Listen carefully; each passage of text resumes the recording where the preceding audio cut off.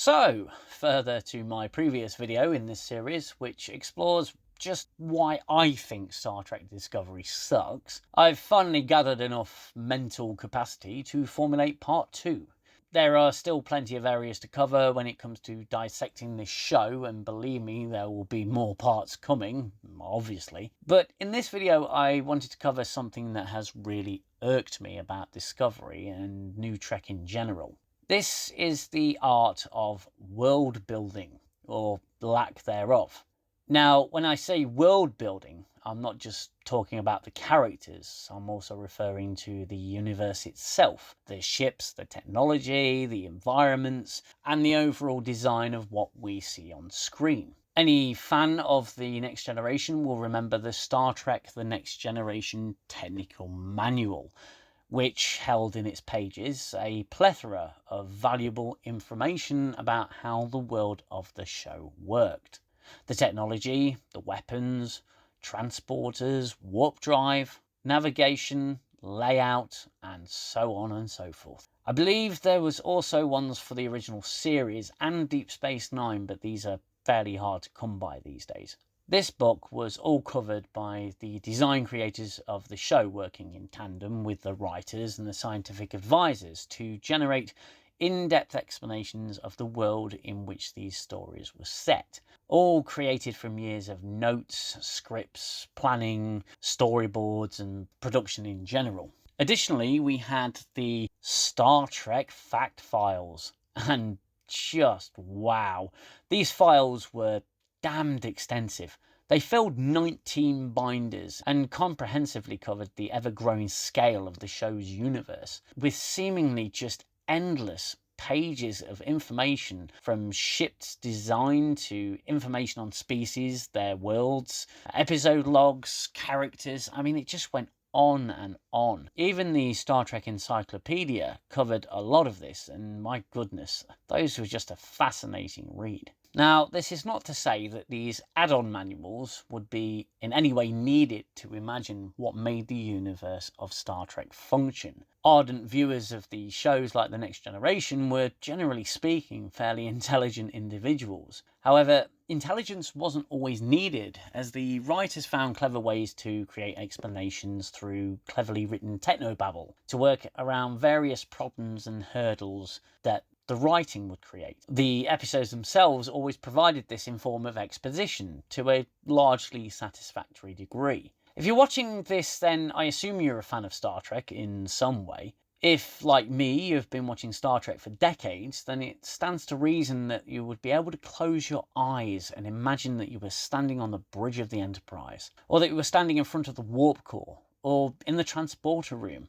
Hell, even 10 forward on the Enterprise D. These areas were familiar very early on and developed their own character as the show went on. If these areas got trashed or destroyed, then there was an impact for the person watching. Kind of like the feeling you get if someone was trashing your house. You feel it because you like the space. Familiarity with these areas made you feel at home. And this is something the creators understood all too well. How many of you can remember the bridge of the Voyager, the Defiant, any one of the Enterprises, the Ops Center on Deep Space Nine, engineering, medical bays, shuttle bays, cargo bays, corridors, you name it.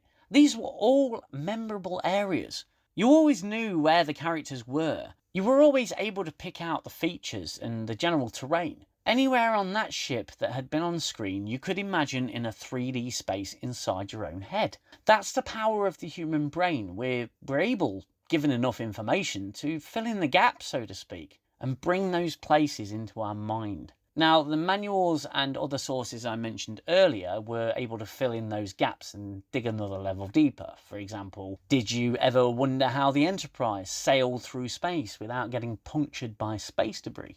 Well, I'd give you the navigational deflector. Did you ever wonder how the transporter was able to lock onto every atom in your body without risk of variance or movement? I give you the Heisenberg compensators.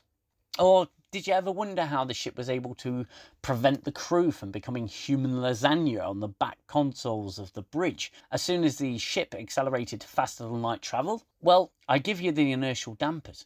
All of these wonderfully simplistic answers to problems that the writers had to overcome were down to a team of technical and scientific advisors to the show.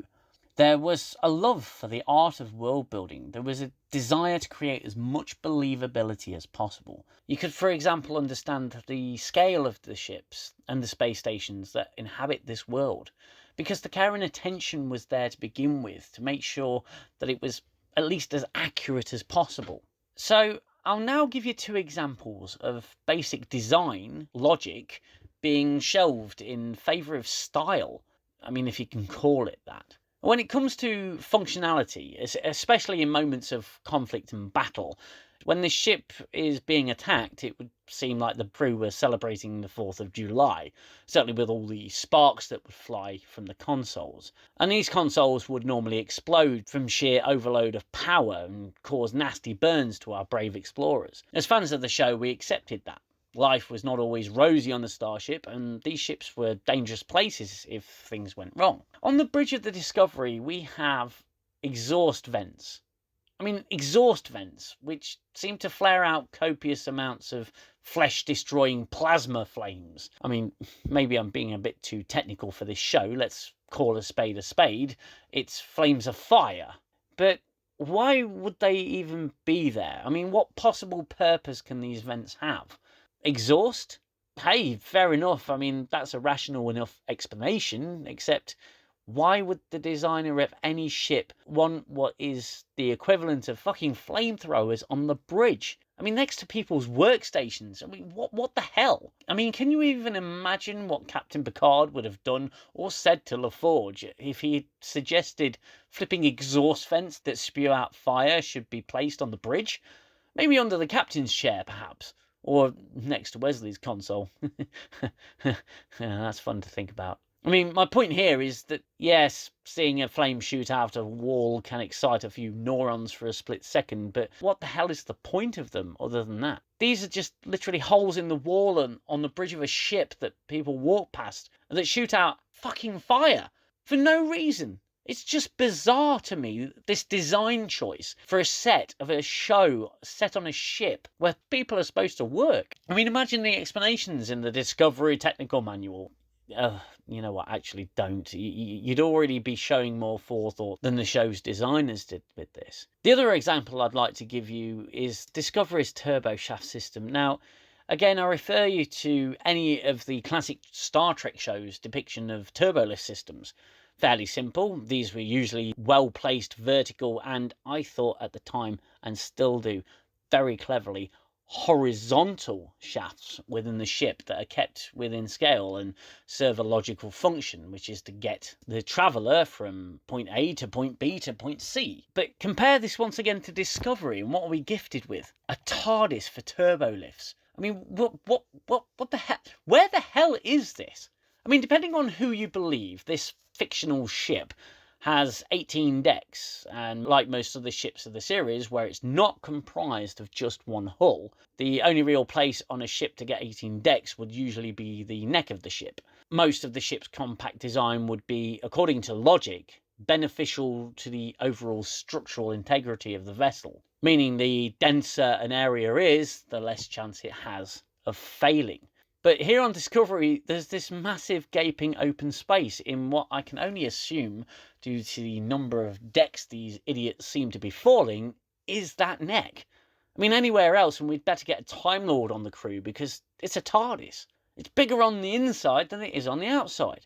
Even with fan explanations, this entire chamber simply cannot logically exist on this ship anywhere. I mean, additionally, for some reason, instead of following rail systems along tight and efficient shafts, we have what? Tractor rings? Really? Why? Seems somewhat over-engineered, and well, just imagine a loss of power in this area during a turboshaft journey. Talk about end of the line. It's utterly stupid. Anyway, scale simply does not matter here. The writers are clearly not talking to the designers. There appears to be absolutely no scientific advisors to this show whatsoever. Everything in this show simply happens because the writers need it to advance their own stupid plot points without giving any thought to the science of the science fiction show they're writing for.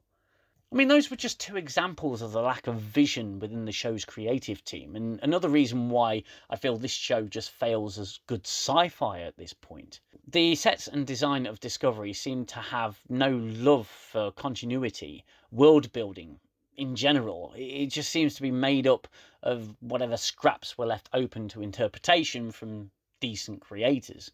Due to this lack of creativity, the show just feels soulless and empty, literally in some cases. I mean, the technology is inexplicable. It's just there, and you'd better accept it. Switch off your brain and consume. Even the previously mentioned technobabble seems somewhat nonsensical in Discovery.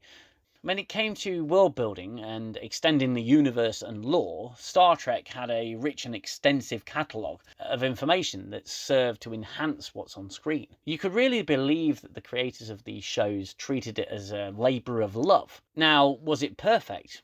No. Nothing is or ever will be, and perfection is often a victim of subjectiveness.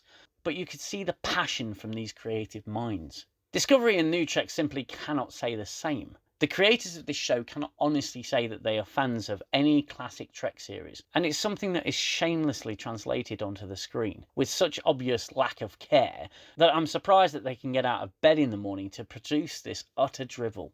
Now, at this point, it's tough to add something to the universe of Star Trek. As the web of creativity gets ever larger and complex, it would certainly be a challenge to do so. But even if there was an injection of love at this point with new additions and world extensions, with additional manuals and fact files, I seriously doubt at this point that there will be any interest in it. The damage, it would seem, has already been done, and no one en masse is really buying any of the new Trek wastage of merchandise. It would seem to me that Star Trek is no longer science fiction, but a fantasy show with a science fiction theme, at best. It's one of the many reasons that I and others have checked out of the show long ago, and another reason why Star Trek Discovery sucks. Anyway, I'll be back with more in part 3, but until then, if you like this video, then hit the thumbs up. If you really like this video, then feel free to hit me up for a super thanks. And if you like what I do here on this channel, then please consider subscribing. Thanks for watching, and look after yourselves. Take care. Bye-bye for now.